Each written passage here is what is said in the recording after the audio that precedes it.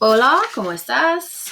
That's about half of what I know, so you're not going to get much more Spanish out of me. Let's do some math. This is Boxing Whisker Plots Part 3. So what I'm going to mention again, make sure that your data set is in order. I have a set of data that's already in order. When you approach a new set of data, it's the first thing you have to pay attention to. Now, this one you'll notice is labeled even because I have an even number of data points. And as I cross my way to the middle, you'll notice I've crossed out 5 on the right, I've crossed out 5 on the left, and I get to the middle and I've got 16 and 18 that are both in the center. Now, I'm not going to put a box around the 16 and the 18. I'm going to put the line like I did before and say the average of 16 and 18 is 17. And that's the one that's going to get the box as my median. Now, 16 is below 17, so it's part of the lower half of the data. 18 is above the line, it's above the 17, so it's going to be part of the upper half of the data. So when I start crossing out to find my quartiles, the 16 is going to be one of the numbers that gets crossed out. Working my way to the middle, I've got 9 and 12. So now I need the average of 9 and 12. Well, I'd have to add them together and divide by 2. So it's not 10, it's not 11, it's 10.5. So the average of the two numbers, that's going to be my lower quartile. 18 and 37, 32 and 36. So halfway between 33 and 34 is 33.5. So the average of those two numbers is my upper quartile. And then you've got your lower extreme 7 and your upper extreme 37. Now, what you'll notice this time is that this is really the best case scenario for splitting your data into 25%, 25%, 25%, 25%, because I didn't actually box off any of the numbers. And so this really is authentically grouping your data into 4 equal sized groups.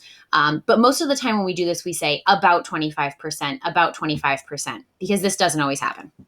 So my 5 number summary is 7, 10.5, 17, 33.5, and 37. So when I go to put those dots on my number line, you will notice that I've had to count this time by 4s. Each square is actually worth 2. So 6, 8, 10, 12, 14, 16, 18. And I only marked every other one just for spacing purposes. So between 6 and 10 would be 8. So 7 is only going to be halfway between the 6 and the 8.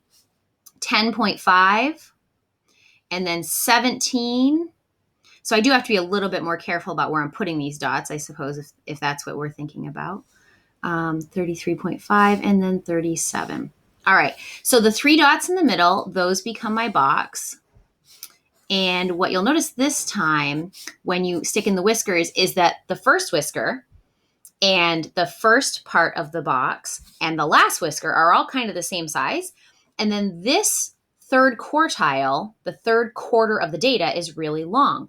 So we talked about this in the last one, where when we go to label our numbers, sometimes you'll find that there's a really big spread where one section is really large. Here, there is probably some sort of gap. And if you look back up in the data, there was an 18 and then it went to 32. So there's either a gap or that the numbers are just really spread out. And in this one, there's very clearly a gap this time. Doesn't look like there's anything as far as clusters. It's not a huge data set. I don't have any sections that are teeny tiny small, but that is going to be sort of one of the other things that you look for when you are interpreting box and whisker plots. For right now, we're just creating them.